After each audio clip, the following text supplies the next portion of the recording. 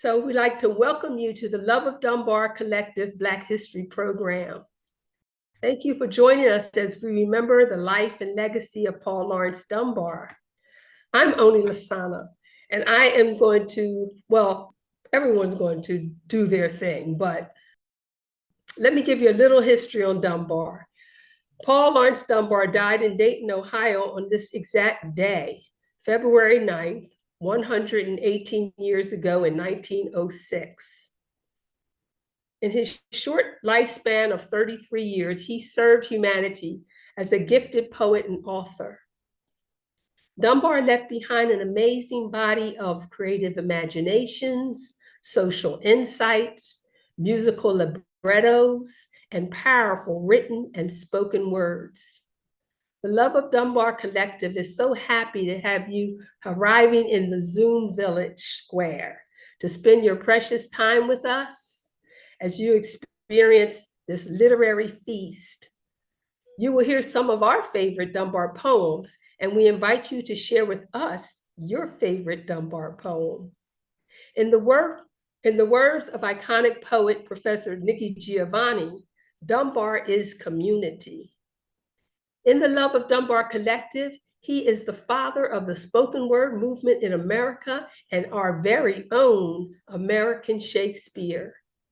As a literary humanitarian, he spoke for people who had no voice, and he dispelled the myth that Africans in America were unable to be educated. So now we will open with a brief bio on Paul Laurence Dunbar from our YouTube channel. It's produced by Bettye Haskins of Baltimore, Maryland, who you will also hear from soon. Let's enjoy watching this video on Paul Laurence Dunbar together. The 1870s, a momentous decade. Congress creates the United States Department of Justice, ratifies the 15th Amendment, guaranteeing voting power for African American men, passes the Ku Klux Klan Act, authorizing the president to declare martial law to suppress the horrific organization. Montgomery Ward issues its first mail order catalog, and Levi Strauss patents the blue jeans. The first Kentucky Derby is run, and the winner, a Black man, Oliver Lewis. June 27th, 1872. Paul Laurence Dunbar, a prolific writer of poetry, novels, and plays, is born in Dayton, Ohio, to Joshua and Matilda Dunbar. Although the marital discord between Joshua and Matilda caused Paul to live a transient life, moving from neighborhood to neighborhood and attending many different schools, it did not stop the child prodigy who wrote his first poem at the age of 6 and performed his first recital at the age of 8.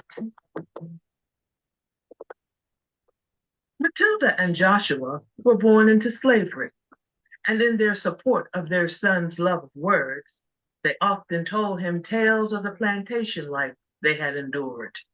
These stories found their way into many of Dunbar's poetry and prose.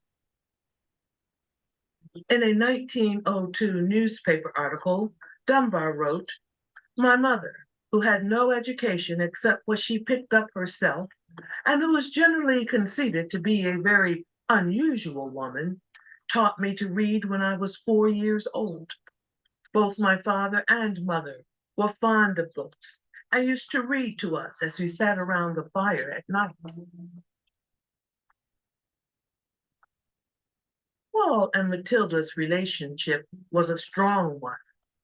His mother ensured that he received a stellar education by attending night school herself to improve her own literacy skills so that she could help her son.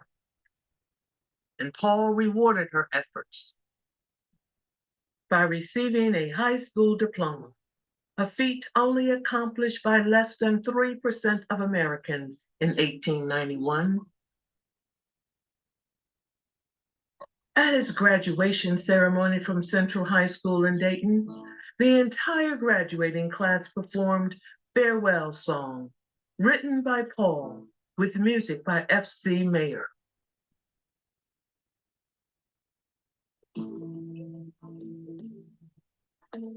Although Matilda wanted her son to be a minister, and he himself aspired to be an attorney, fate had a different path for him, though it was not an auspicious beginning.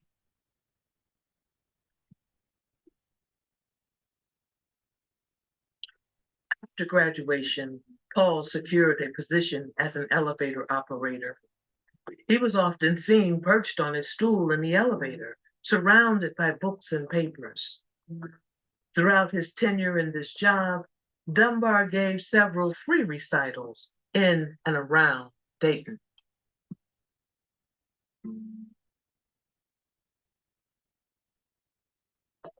While Paul struggled to succeed in Dayton, often receiving negative reactions to his poems, a number of local citizens recognized his genius and offered him assistance and support.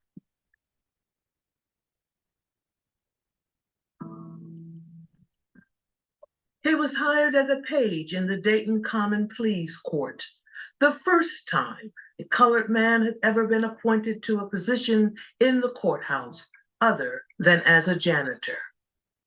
It was in this position that Paul decided that instead of pursuing law, he would dedicate his life to writing in order to interpret my own people through song and story, and to prove to the many that after all, we are more human than African. And so he continued to search for other employment representative of his education and literary accomplishments. He accepted a temporary position as editor of the Indianapolis World, and while there, happened upon a poem in the Boston Monthly Review, written by a poet, New Orleans native Alice Ruth Moore. He wrote Miss Moore to comment on her poem and the ideas she conveyed in it. Now, Dunbar was no stranger to romance and love, as demonstrated by the swooning ladies at his performances. However, his love for Alice, who became his wife, is legendary. Dunbar returned to Dayton and began to write tirelessly. His works appeared in the leading journals and magazines of the day, including Harper's Weekly, the Saturday Evening Post, and Current Literature. Commentators, including William Dean Howells, often noted that Dunbar appeared to be of pure African descent, at a time when many leading members of the African American community were obviously of mixed race, often with considerable European ancestry. This distinction, along with the admiration of his poetry and short stories, led to an invitation to do a literary tour in Europe. Prior to leaving, Paul asked Alice Moore to marry him. She accepted. In February 1897, Dunbar set sail upon the Umbria for Liverpool, England. He received a hearty welcome, as evidenced by one of his letters to Alice Moore, now his fiancée. The people are very nice to me. It appears that I am the most interviewed man in London, the best papers having sent reporters to me. Later that year, the Library of Congress received a letter from lawyer, orator, and library patron Robert G. Ingersoll, asking if the library had a position for Dunbar.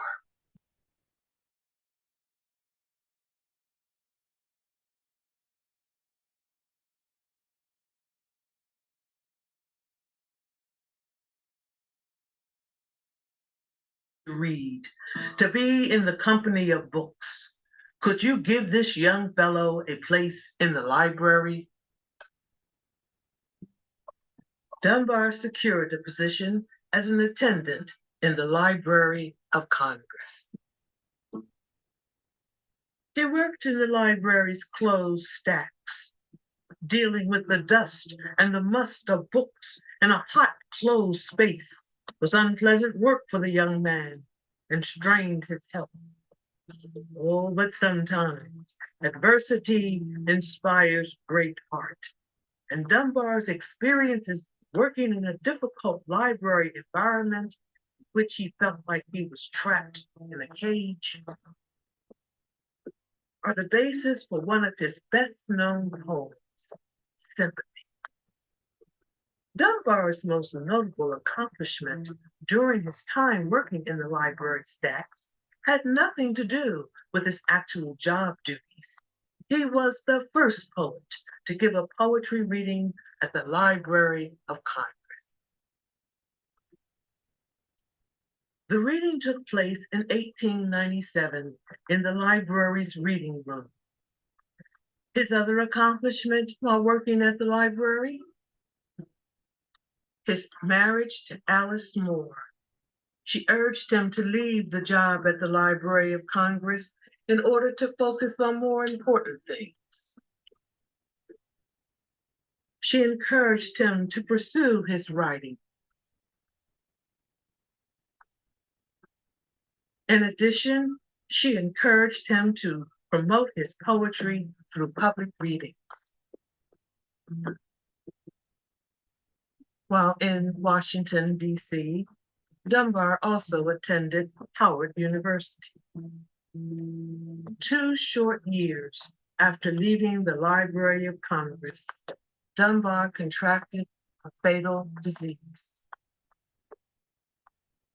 tuberculosis.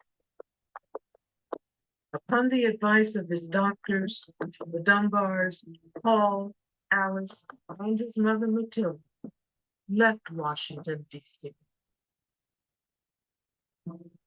They moved to Colorado, where Paul continued to write.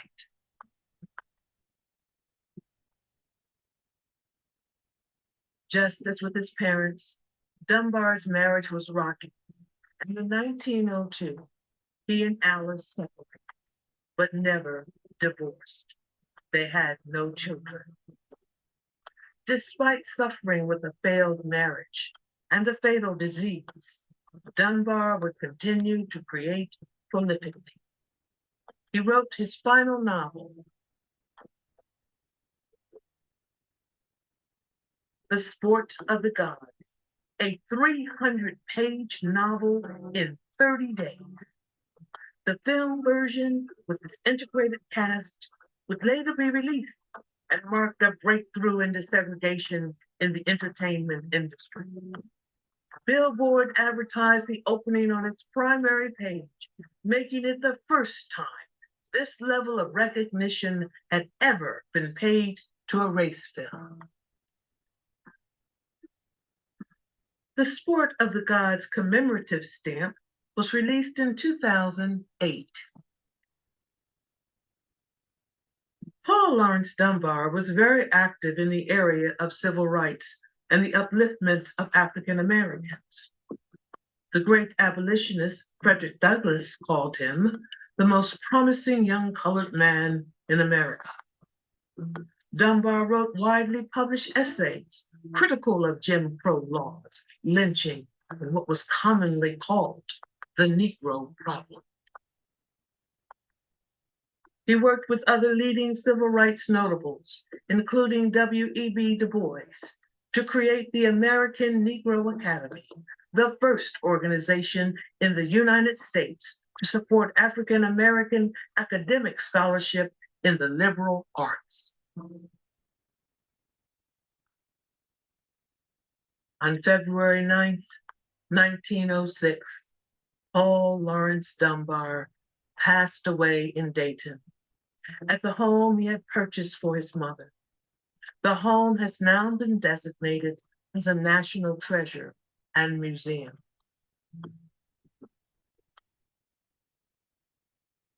The newspapers at the time reported that the sweetest singer of his race is dead, having succumbed to consumption. It is said that he died in Matilda's arms while reciting the 23rd Psalm. He was only 33 years old. During his short 13-year career, Dunbar created more than 400 poems, a dozen books of poetry, 4 books of short stories, 4 novels, a play, and lyrics for a musical. His illustrious legacy leaves a national monument, university buildings, streets, parks, hospitals, libraries, and over 140 schools named in his honor. The Dunbar Apartments, as well as the Dunbar National Bank, were built by John D. Rockefeller Jr. to provide housing and banking for African Americans. Although the bank closed in 2008, the apartments have been converted to upscale condominiums currently in use. Many greats, including composer William Grant Still, poet and author Maya Angelou, author Toni Morrison, poet and activist Nikki Giovanni, poet and writer Langston Hughes, and author Zora Neale Hurston have been immensely inspired by his works. Despite overt discrimination, despite financial instability, despite health issues, Paul Laurence Dunbar kept plugging away. Dunbar was truly a brilliant Black man who excelled in his brief life, leaving a wealth of literature that continues to be relevant to this day. In a 1905 essay, Dunbar wrote, "People are taking it for granted that the Negro ought not work with his head, and it is so easy for these people among whom we are living to believe this. It flatters and satisfies their self-complacency." Paul Laurence Dunbar was born in Dayton, Ohio on June 27, 1872, and transitioned 33 years later on February 9, 1906. Paul Laurence Dunbar, truly a man of distinction, a literary trailblazer. Oh, wasn't that a wonderful biography on Paul Dunbar? We thank you, Bettye, for telling his story with such historical insight and passion. Just visit our YouTube channel, Love of Dunbar, to view the documentary again. Again, thanks, Bettye. Oh, now on with our program. Thank you again for everyone who's here and for your patience in all our little technical issues. We're going to move on and we're going to welcome Mama Nzinga. Mama Nzinga will be presenting Dunbar's tribute to his African heritage. It's called Ode to Ethiopia. Mama Nzinga? Yes.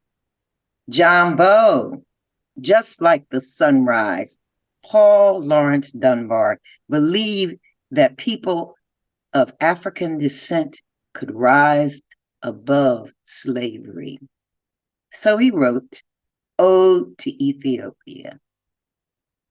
O mother race, to thee I bring this pledge of faith unwavering, this tribute to thy glory.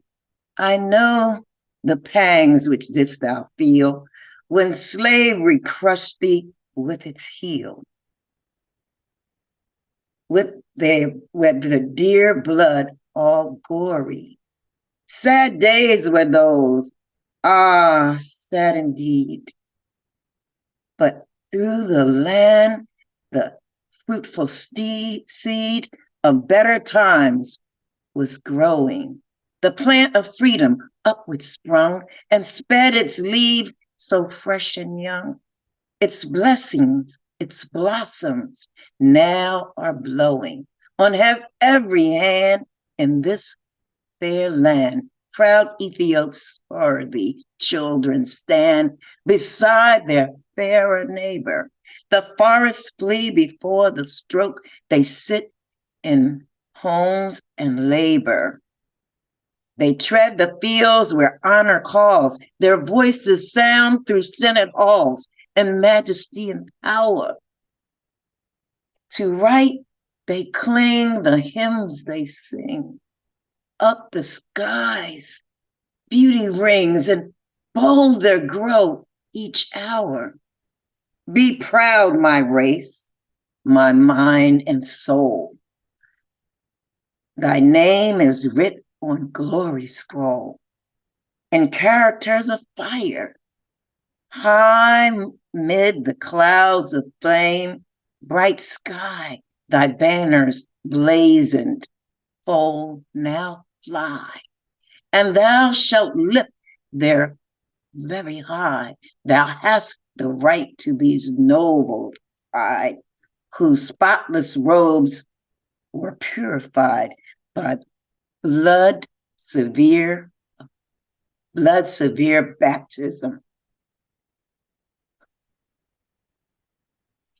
Upon thy brow one's laid, and labor's painful sweat beads made, a consecrating chrism.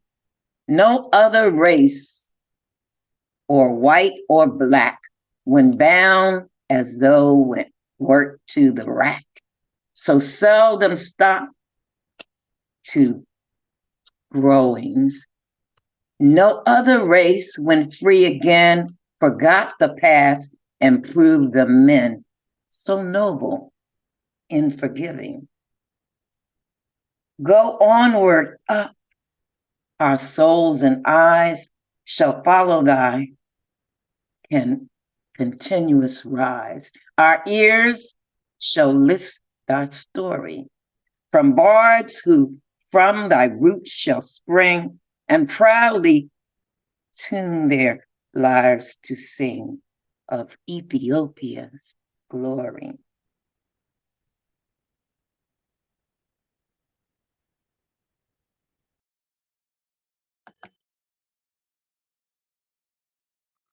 My name is Ronald Carter. We Wear the Mask is Paul Laurence Dunbar's reaction to being a Black in the late 19th century of the United States following the Civil War. During this period for Black folks, life seemed okay, but in reality, it was not.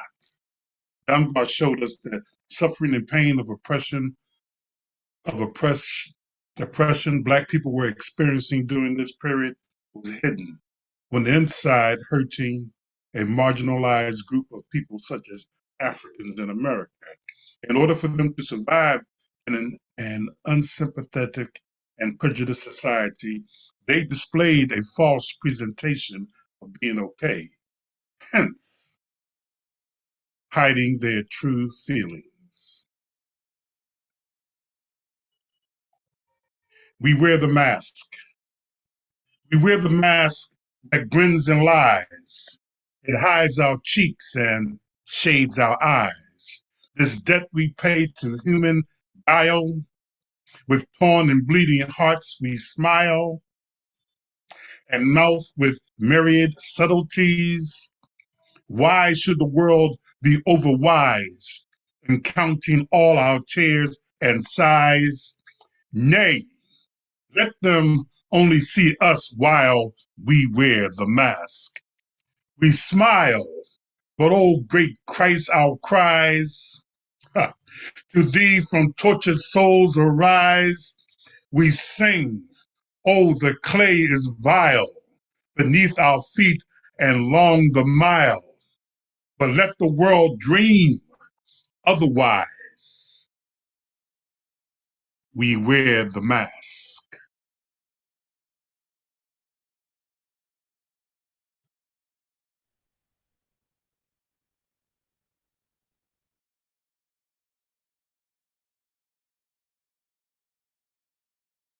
Hi, my name is Viveca Deans. One of my favorite aspects of Paul Laurence Dunbar's writings is timeless words of encouragement he left for his readers and listeners to receive. We're never too old to need them, and as evidenced by Paul Laurence Dunbar's writings, you're never too young to give them. Be inspired by Paul Laurence Dunbar's Keep a Plug-in Away. I have an humble little motto that is homely, though it's true. Keep a plug-in away. It's a thing when I have an object that I always try to do.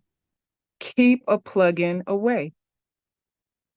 When you've rising storms to quell, when opposing waters swell, it will never fail to tell. Keep a plug-in away. If the hills are high before and the paths are hard to climb, keep a plug-in away. And remember that successes come to him who bides his time. Keep a plug-in away. For the greatest, from the greatest to the least, none are from the rule released.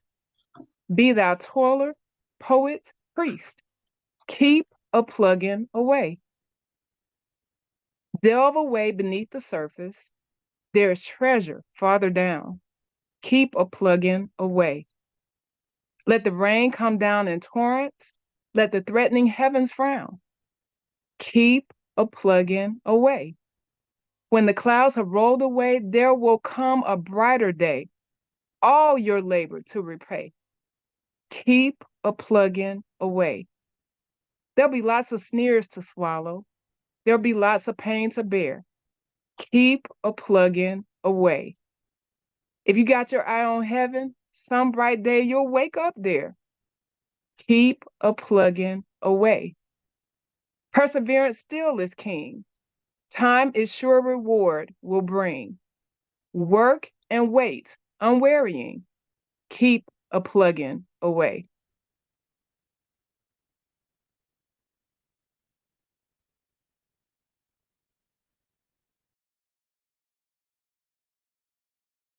This poem that I'm going to read, oh, by the way, I'm Bettye Haskins.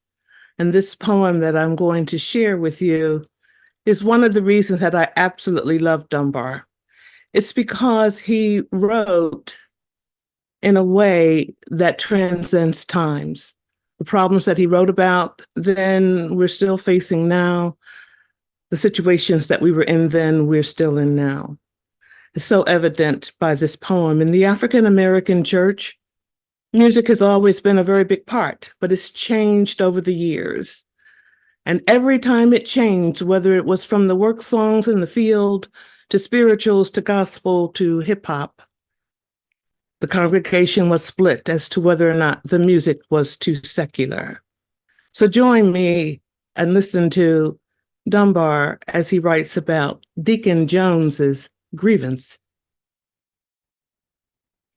I've been watching of 'em, Parson, and I am sorry for to say that my mind is not contented with the loose and careless way that them folks treat the music. Tain't the proper sort of choir. Then I don't believe in Christians a singing hymns for hire. But I never would have murmured, and the matter might have gone if it wasn't for the antics I seen them carry on. So I thought it was my duty for to come and ask if you could sort of gently take them singing folks to task. First, the music they been singing will disgrace us mighty soon. It's a cross between an Opry and an old cotillion tune. And this highfalutin style and its dashes and the quivers, why, it sets my head to swimming when I'm coming down the aisle. Now, it might be almost decent if it wasn't for the way they get up there and sing it. Take the shackles off my feet so I can dance. Somebody got to praise him. Somebody got to praise him. Loud and gay, Pastor. Why, it shames the name of the sacred in its brazen worldliness. And they even got 100 in a bold newfangled dress. Now, you'll excuse me, Mr. Parson, if I seem a little sore, but I have sung the songs of Israel for 60 years and more, and it sort of hurts my feelings for to see the way they put away these harem-scarum ditties that is capturing the day. Now, there's another little happening, and I'll mention it while I'm here, just to show that my objections are offered sound and clear. It was one day they were singing, and they was doing well enough, singing good as people could sing such awful mess of stuff, when the choir gave a howl and the organ gave a groan, and they left one weak-voiced fella singing there alone. But now he stuck right to the music, though 'twas trying as could be. And when I tried to help him, Pastor, well, the whole church scowled at me. What? You say that's what? That's solo singing. Well, I pray the Lord I growed up when folks was willing to sing their hymns so high. In the good old Bethel days when folks was all contented with the simple songs of praise. Now, I may have spoke too open, but 'twas hard to keep still, and I hope you'll tell the singers that I don't wish them no ill will, that they all may get to glory is my wish and my desire. But Pastor, tell them they'll need a little extra training before they join the heavenly choir. Tell them for me, Pastor. Thank you.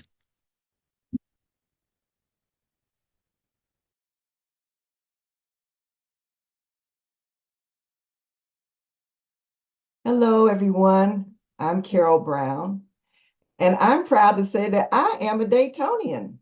I come from Dayton, Ohio, where Paul Laurence Dunbar was born and lived with his mother. I even know where her house is. I've been in there.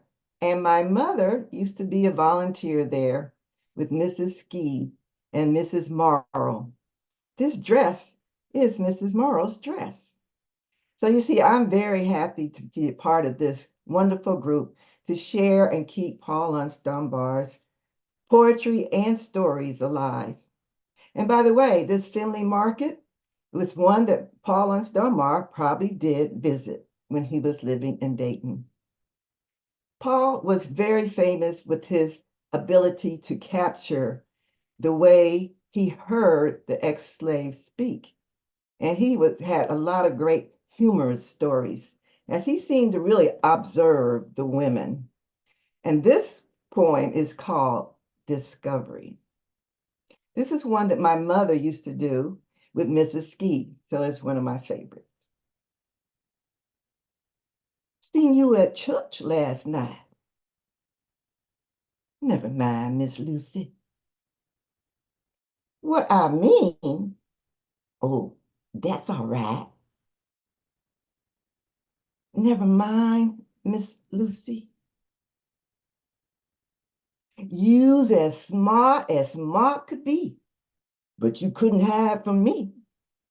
Ain't I got 2 eyes to see? Never mind, Miss Lucy. Guess you thought you's awful keen. Never mind, Miss Lucy.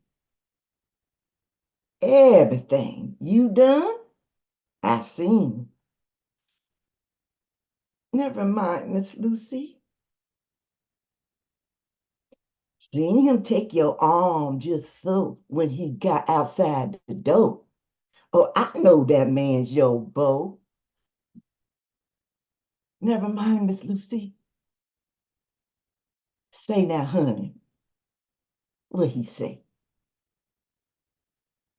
Never mind, Miss Lucy. Keep your secrets.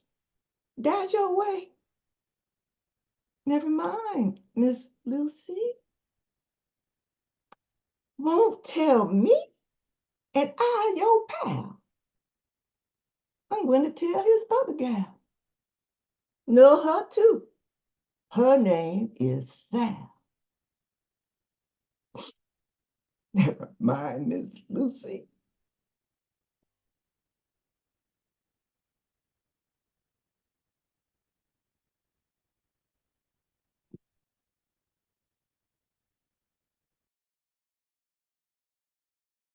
Hi, my name is Viveca Deans. One of the aspects that I appreciate about Paul Laurence Dunbar's poems is the way he blends honor and dignity and beauty to the deep Southern dialect spoken by my grandmother, Alice Sullivan. Enjoy My Sort of Man. Let me also add, one of the things I like about this particular poem is, even though it says my sort of man, I like that it actually speaks to human, to all people. Again, enjoy my sort of man. I don't believe in aristocrats and never did. You see, the plain old home-like sort of folks is good enough for me. Of course, I don't desire a man to be too tarnal rough, but then I think all folks should know when they are nice enough. Now, there's folks in this here world, from peasant up to king, who want to be so awful nice. They overdo the thing. That's just the thing that makes me sick. And quick in a wink, I set it down. Them same folks ain't half so good as you think. I like to see a man dress nice and clothes becoming too. I like to see a woman fix, as women ought to do. And boys and gals I like to see look fresh and young and spry. We all must have our vanity and pride before we die. But I judge no man by his clothes, nor gentleman nor tramp. The man that wears the finest suit may be the biggest scamp. And he whose limbs are clad in rags that make a mournful sight, in life's great battle may have proved a hero in the fight. I don't believe in aristocrats. I like the honest hand that lies upon the healthful cheek and speaks the honest man. I like to grasp the brawny hand that labor's lips have kissed. For he who has not labored here, life's greatest pride has missed. The pride to feel that your own strength has cleaved for you the way to heights to which you were not born, but struggled day by day. What though the thousands sneer and scoff and scorn your humble birth? Kings are but peppers. You are king by right of royal worth. The man who simply sits and waits for good to come along ain't worth the breath one would take to tell him he is wrong. For good ain't flowing round this world for every fool to sup. You got to put your seers on and go and hunt it up. Good goes with honesty, I say, to honor and to bless, to rich and poor alike it brings a wealth of happiness. The aristocrats ain't got it all, for much to their surprise. That's one of Earth's most blessed things. They can't monopolize.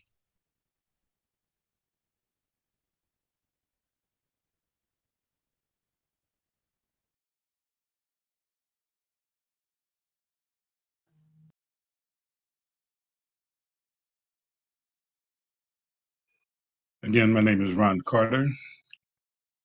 Paul Laurence Dunbar's poem, A Negro Love Song, expresses a particular type of love that is exciting, overcoming even the most daunting of obstacles in one's life.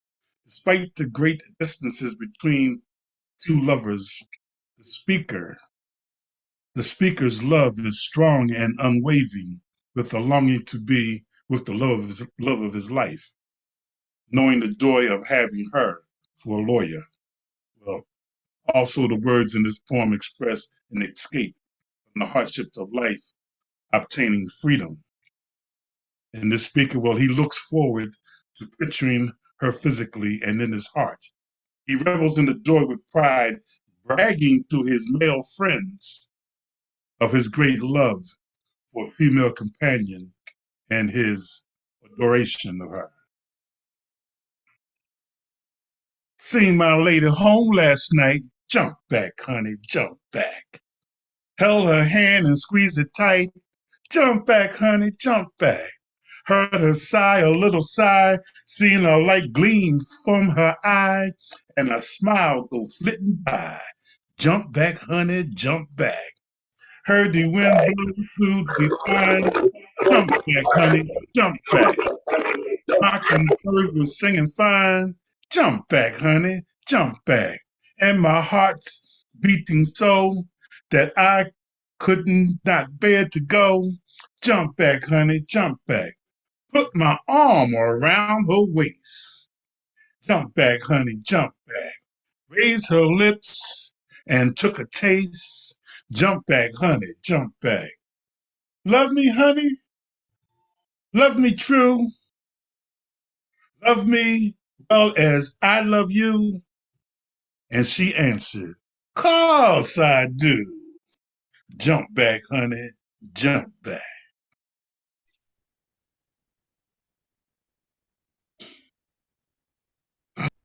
Hello, I'm Ashabi, originally born and raised in Norristown, Pennsylvania, a first-generation Northerner. And the reason I like this lively poem, How Lucy Backslid, is because it shines a spotlight on the dance of romance and how that interplay lines the often elusive path to marriage between a couple. The times is mighty stirring among the people up our way. They sputing and they arguing and fussing night and day. And all this monstrous trouble that hit makes me tired to tell is about that Lucy Jackson that was such a mighty belle. She was the preacher's favored, and he told the church one night that she traveled through the cloud of sinner, bearing of a light. But now, I allow he thinking that she must have lost her lamp, 'cause Lucy done backslided, and they trouble in the camp. Her daddy wants to beat her, but her mommy dares him to, for she looking at the question from a woman's point of view. And she say now she wouldn't have it different if she could, that her daughter only acted just like any other would. 'Cause when women argue, they is mighty easy led by their hearts and don't go fooling about the reasons of the head. So her mommy laid the law down. She ain't recognizing wrong, but you got to make allowance for the cause that go along. Now the cause that made Miss Lucy for to throw her grace away, I's afeared won't bear no inspection when it come to Judgment Day. Though the same thing been a-working ever since the world began, the woman disobeying for to tice along a man. If you attended the revivals which we held the winter past, you can recollect that converts was a-coming thick and fast, but they ain't no use in talking. They was all left in the lurch when old Miss Jackson's daughter found her peace and took to church.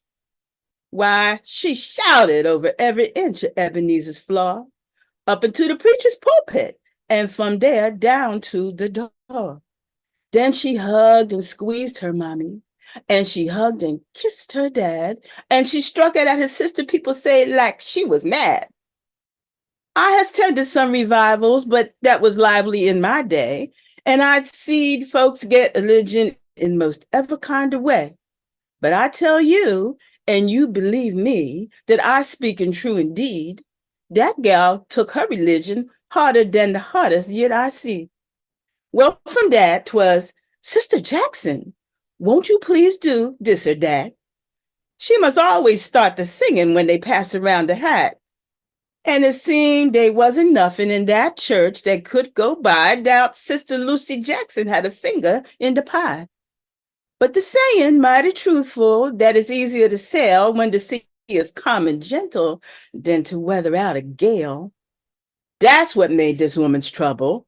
If the storm had kept away, she'd have had enough religion for it to last it out her day.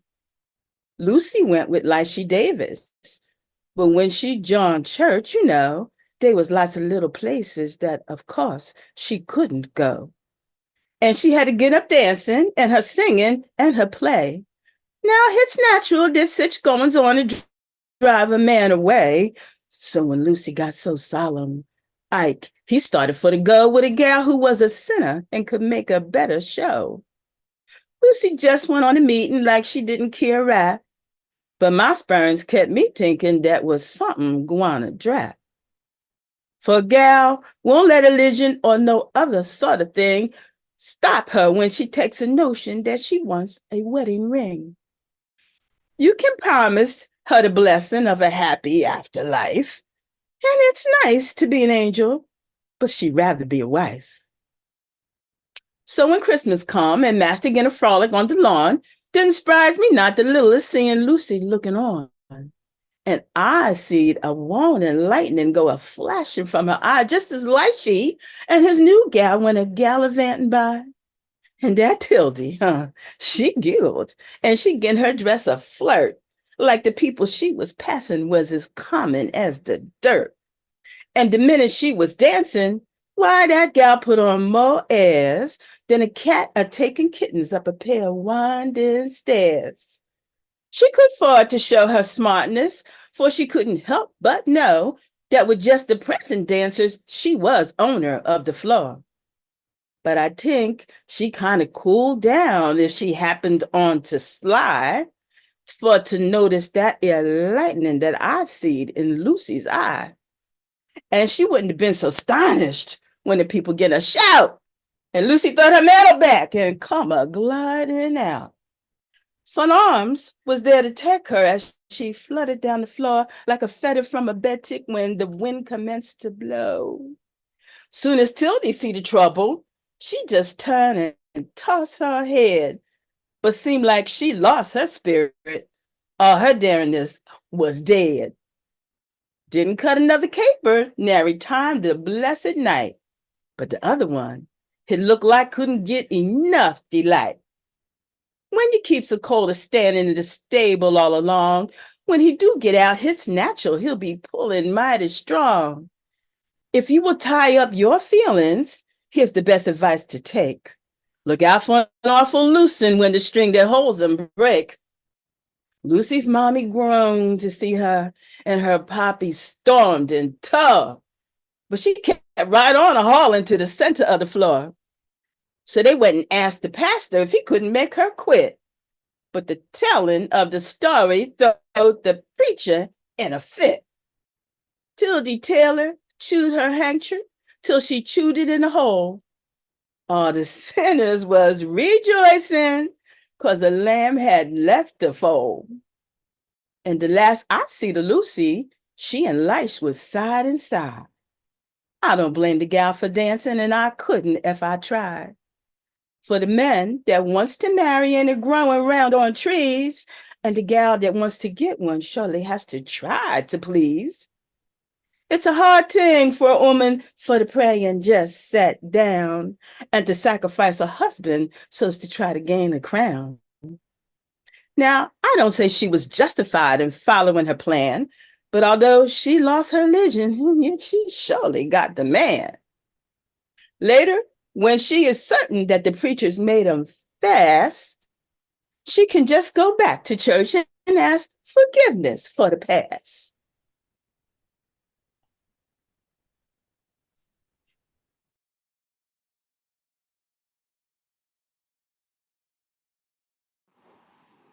I've been driven to the poetry of Paul Laurence Dunbar because of the sublime nature of the words of his poems and the rhythm of those words and the music in those words. Not only was he gifted in word, but he also, from his life experience and the experience of his parents and grandparents, he knew about music and dance and the nature of music and dance and the ability of music and dance to make life that's really hard bearable. I want to share one of his poems that I find meaning in, and it's called My Sweet Brown Gal.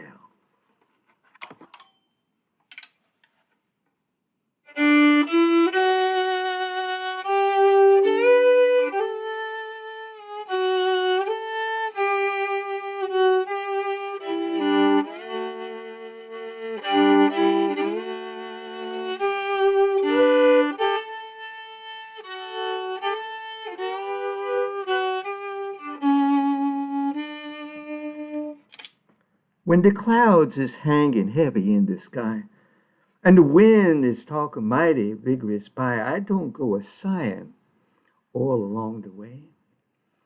I just walk waiting for the close of day, 'cause I know when evening drapes her shadows down, I won't care a smidgen for the weather's frown. Let the rain go splash and let the thunder rail. There's a happy shelter, and I was going there. Down in my old cabin, where mama's toast, taters in the fire laying there to roast. No one is there to cross me. Got no talking pal, but I's got company of my sweet brown gal. So I spend my evening listening to her sing like a blessed angel, how her voice do ring. Sweeter than a bluebird fluttering around when he sees the steaming of the new plowed ground. Then I hugs her closer, closer to my breast. Needn't sing, my darling. Take your honest rest. Does I mean Melindy, Mandy, Liz, or Sal? No, I mean my fiddle. That's my sweet brown gal.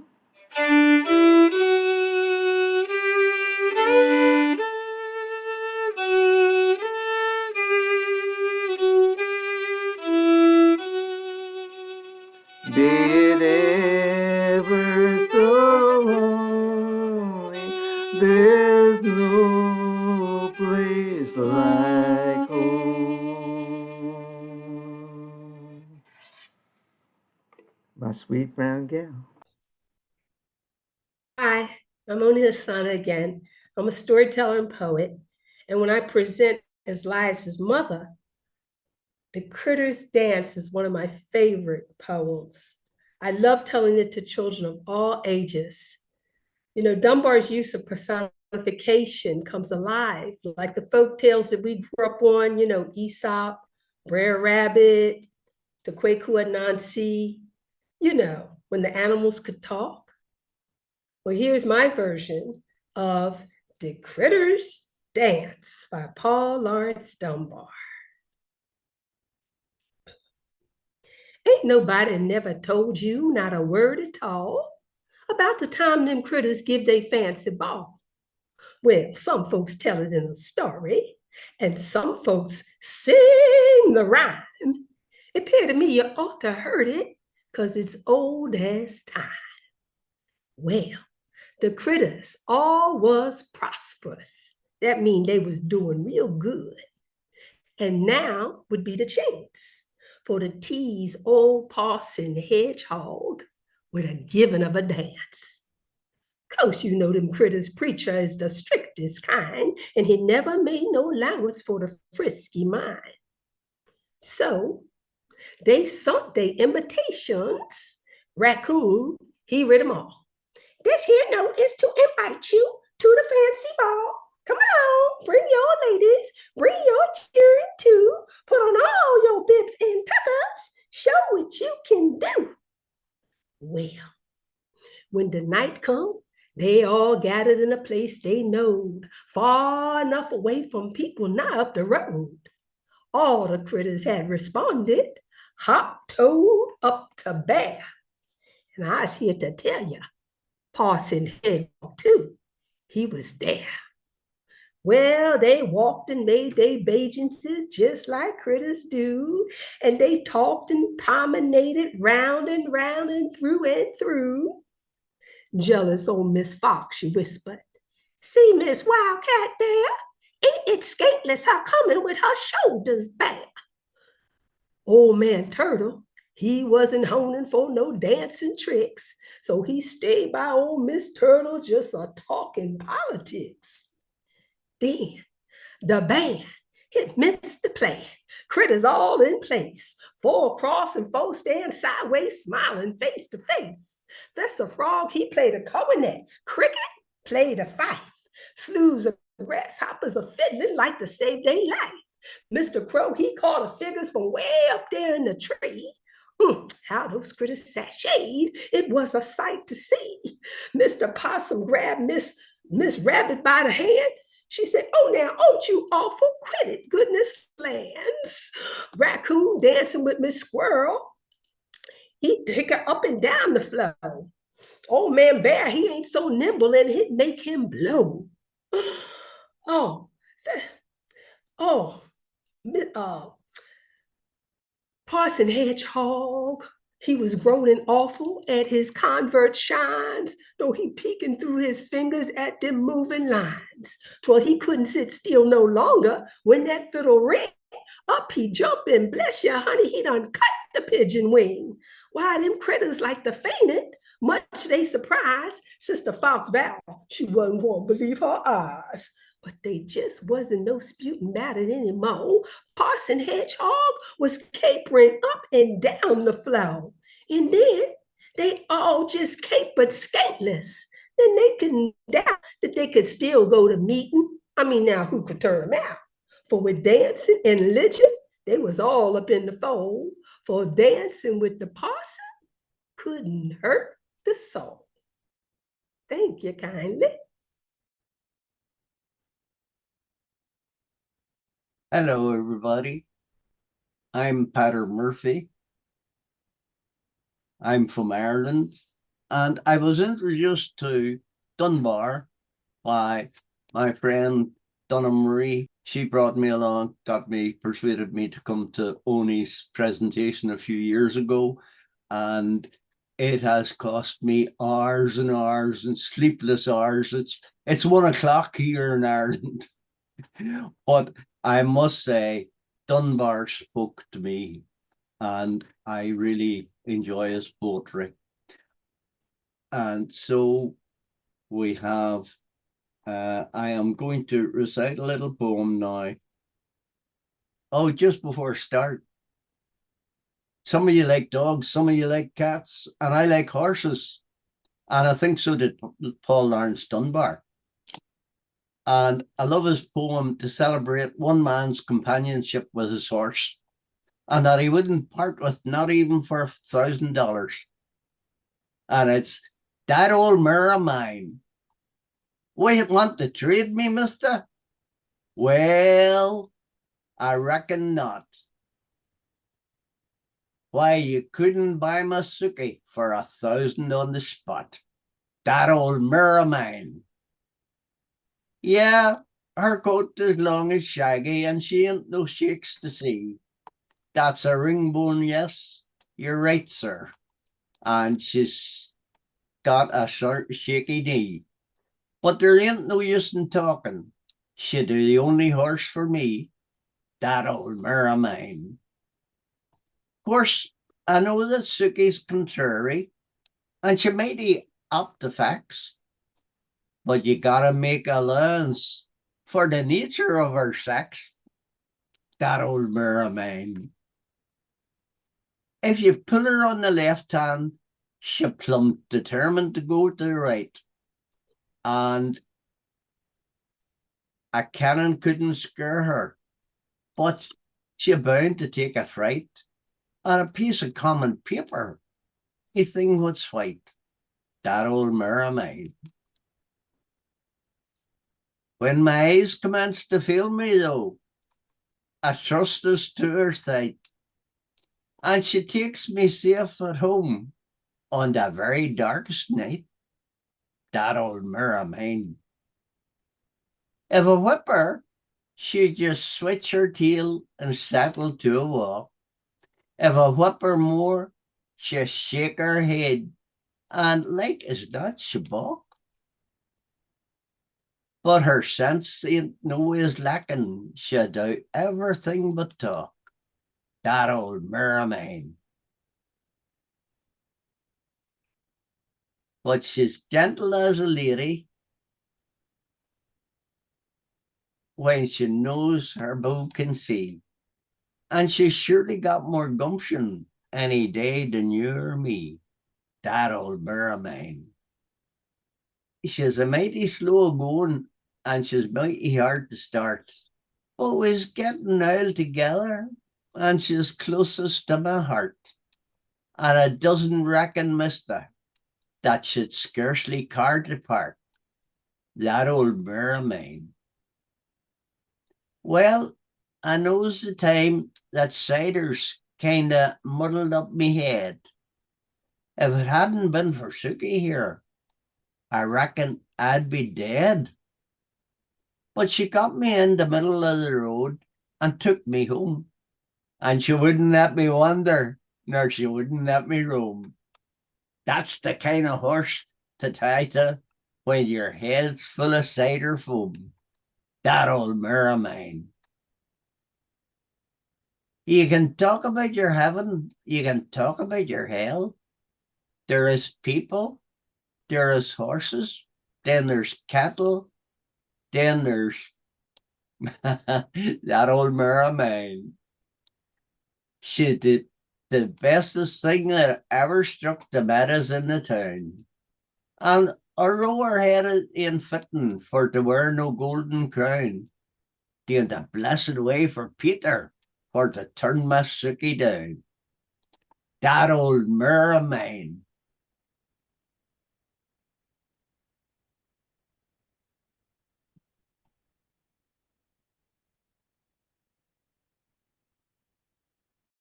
This poem is called The Concert. And in this poem, Paul Laurence Dunbar highlighted the beauty of nature and how if we just sit and listen, we can hear the concert of the insects and the birds coming together just to give us a beautiful sound in nature. The concert. It was held in God's great temple on a happy summer day. There was quite a host to hear it. Old, youthful, grave, and gay. Mr. Robin was conductor, with an oak twig in his hand, held in readiness to signal for the music of his band. And the band was all attention. All alert was everyone. Robin bowed, gave the signal, and the concert had begun.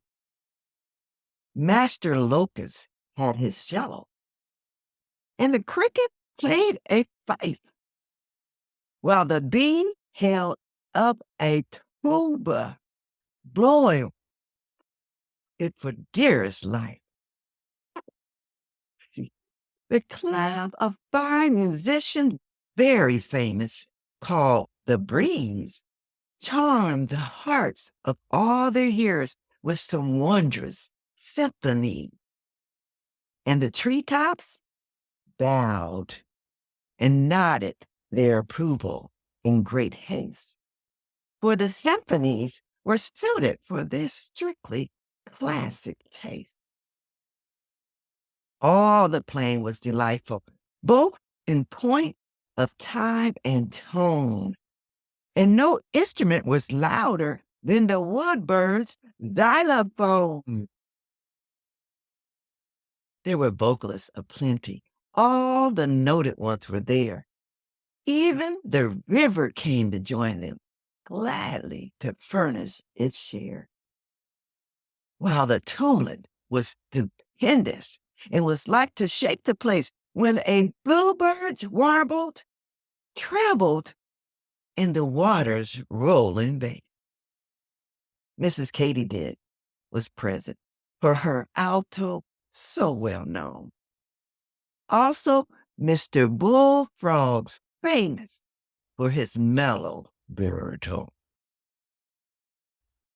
And the tenor of the concert was none other than our friend, G. Grasshopper. Why, his encore seemed to me he would never end. When the solos all were finished and the orchestra was done, then they all had the grand finale, which was joined by everyone. Locust, bullfrog, cricket, bluebird, katydid, and bumblebee blended all in nature's chorus in delightful harmony. And the audience who heard it all were willing to confess that they had never heard a concert with such a grand success. Bravo! Bravo! Bravo! Bravo. Hi, this is Ashabi again. And this poem is Frederick Douglass. I'm attracted to this poem because it assigns the dignity and respect to our ancestral heroes that they so richly deserve. A hush is over all the teeming lists, and there is pause, a breath space in the strife. A spirit brave has passed beyond the mists and vapors that obscure the sun of life. In Ethiopia, with bosom torn, laments the passing of her noblest born. She weeps for him a mother's burning tears. She loved him with a mother's deepest love. He was her champion through direful years and held her wheel all other ends above. When bondage held her bleeding in the dust, he raised her up and whispered, hope and trust.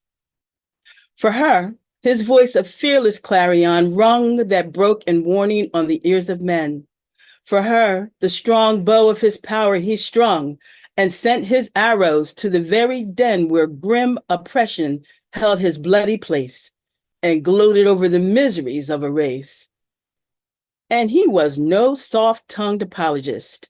He spoke straightforward, fearlessly uncowed. The sunlight of his truth dispelled the mist and set in bold relief each dark-hued cloud. To sin and crime he gave their proper hue and hurled at evil what was evil's due. Through good and ill report he cleaved his way right onward, with his face set toward the heights, nor feared to face the foeman's dread array. The lash of scorn, the sting of petty spites, he dared the lightning in the lightning's track and answered thunder with his thunder back. When men maligned him and their torrent wrath and furious imprecations o'er him broke, he kept his counsel as he kept his path. 'Twas for his race, not for himself he spoke. He knew the import of his master's call and felt himself too mighty to be small. No miser in the good he held was he. His kindness followed his horizon's rim. His heart, his talents, and his hands were free to all who truly needed aught of him. Where poverty and ignorance were rife, he gave his bounty as he gave his life. The place and cause that first aroused his might still proved its power until his latest day. In freedom's lists and for the aid of right, still in the foremost rank, he waged the fray. Long-lived, his occupation was not gone. He died in action with his armor on. We weep for him, but we have touched his hand and felt the magic of his presence nigh. The current that he sent throughout the land, the kindling spirit of his battle cry. Or all that holds us, we shall triumph yet and place our banner where his hopes were set. O Douglas, thou hast passed beyond the shore, but still thy voice is ringing o'er the gale. Thou'st taught thy race how high her hopes may soar, and bade her seek the heights, nor faint, nor fail. She will not fail. She heeds thy stirring cry. She knows thy guardian spirit will be nigh. And rising from the chastening rod, she stretches out her bleeding hands to God.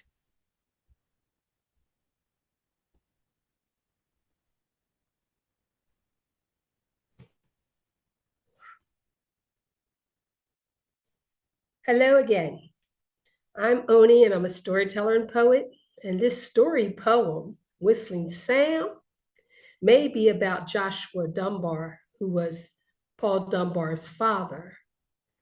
He served in the Civil War. And I imagined that he was a man who loved music, and he may have been a very melodic whistler. And Paul admired hearing his father whistle.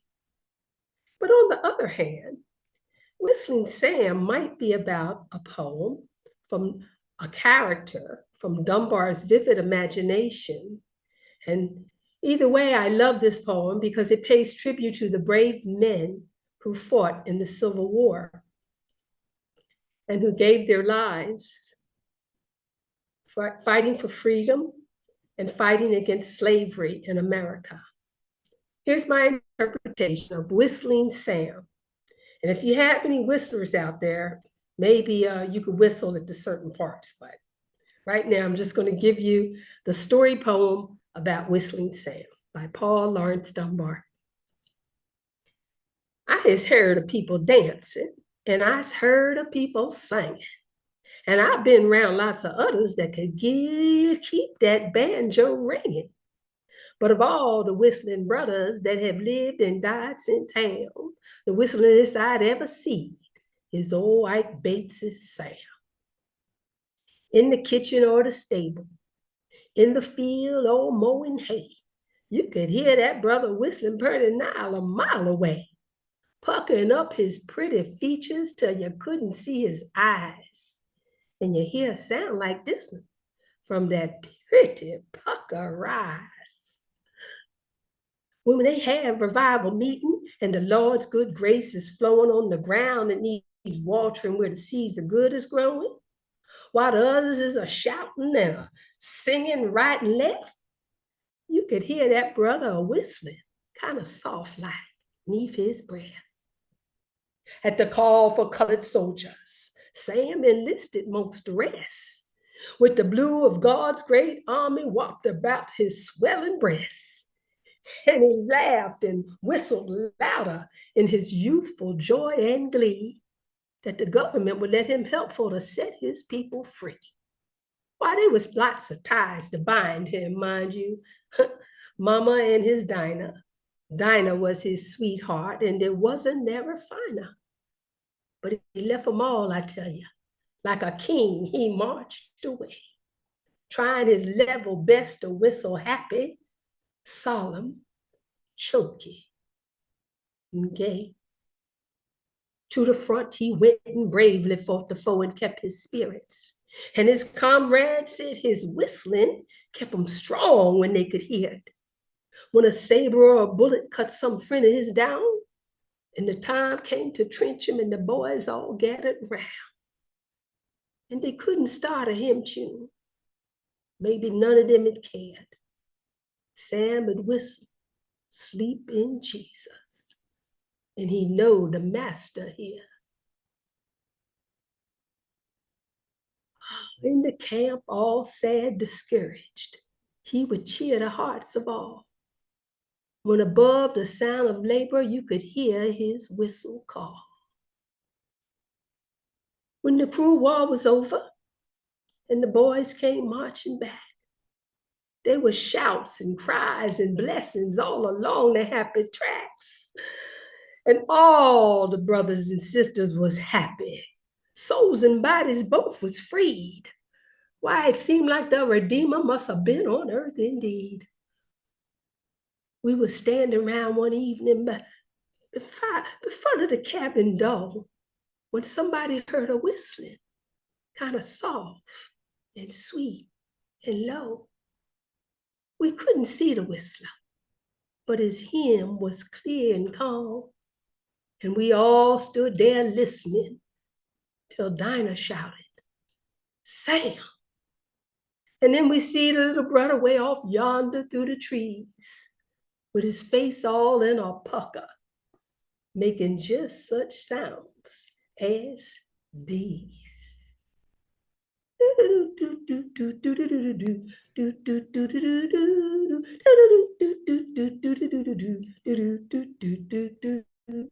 Thank you kindly.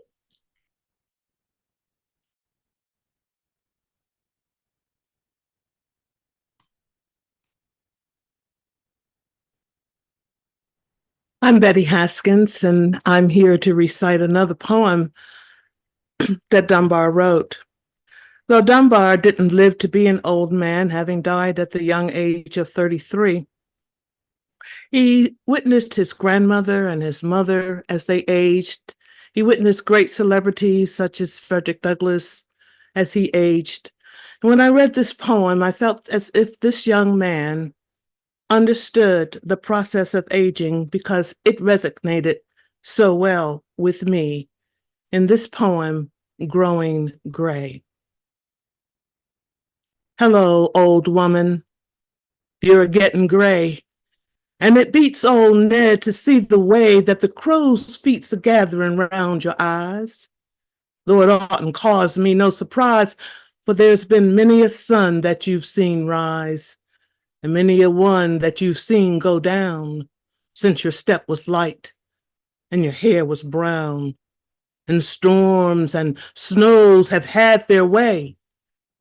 Hello, old woman, you're getting gray. Hello, old woman, you're getting gray, and the youthful pranks that you used to play are dreams of a past far long ago, that lie in the heart where the fires burn low, that has lost the flame though kept the glow, and spite of driving snow and storm, beats bravely on, forever warm. December holds the place of May. Hello, old woman, you're getting gray. Hello, old woman, you're getting gray. Who cares what the carping youngsters say, for after all, when the tale is told, love proves if a woman is young or old. Old age can't make the heart grow cold. When it does the will of an honest mind, when it beats for all mankind, then the night leads but to a fairer day. Hello, old woman, you're getting gray. Thank you.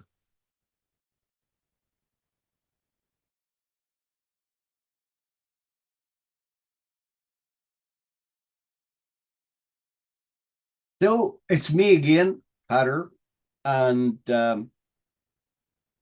this is about Dunbar when he was getting on, and the poem is, When all is done.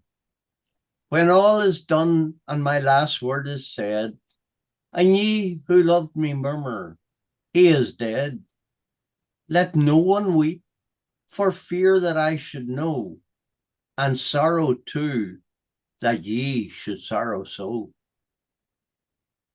When all is done and in the oozing clay, ye lay this cast-off hull of mine. Pray not for me, for after long despair, the quiet of the grave will spare. For I have suffered loss and grievous pain, the hurts of hatred and the world's disdain, and wounds so deep that love, well tried and pure, had not the power to ease them or to cure. When all is done, say not my day is o'er, and that though night I seek a dimmer shore. Say rather that my morn has just begun.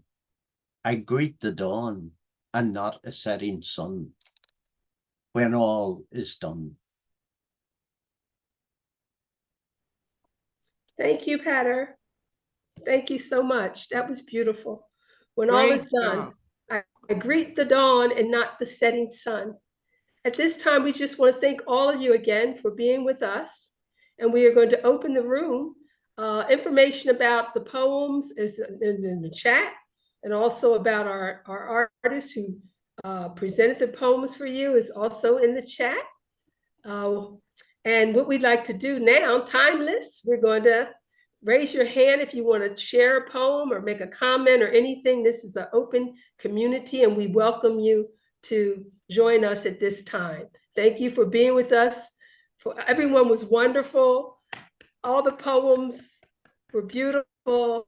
Today in Dayton, Ohio, there's a memorial for Paul Dunbar, where they are a community of Dunbarians, and some of you may know Mitch Capel and Miss Ski. They gather at his gravesite in the morning, and they lay flowers on it, and then people perform. One of our, I'll get with you time, one of our presenters today, Karol Brown, she's had the opportunity to present and read his poetry at that annual memorial service that's held in Dayton, Ohio. And you heard Karol present Discovery and mentioned her mother also worked at the Dunbar House. So we have Timeless there. So greetings, everyone. I am Timeless, joining from Bulbancha, the place of many tongues, known to the French as La Louisiane. Most have heard of the Metro New Orleans area, southeastern Louisiana. And I am a story sapien, species of story sapien. We eat stories to live and share stories to give. And I have had the pleasure of meeting Auntie Oni in the Lambs, Louisiana, and Mississippi Black Stories Tellers Gathering over the last couple of years. Thanks to Sister Diane Williams, who I believe is also here. Shout out to her. Shout out to Aaron, also known as Ireland, for standing up for humanity at the International Court of Justice. Since we have a person on the line all the way from Ireland, I want to shout good people out who stand up for the rest of humanity. And this poem that I'm going to do was given to me at a young age in Bulbancha. The elders, you know, they give us the kigombo and good food to nurture our bodies. And for spiritual food, they gave us Paul Laurence Dunbar. So this came to me when I was in single digits. A crust of bread and a corner to sleep in. A minute to smile and an hour to weep in. A pint of joy to a peck of trouble. And never a laugh, but the moans come double.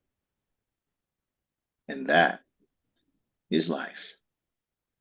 A crust and a corner that love makes precious, with a smile to warm and the tears to refresh us.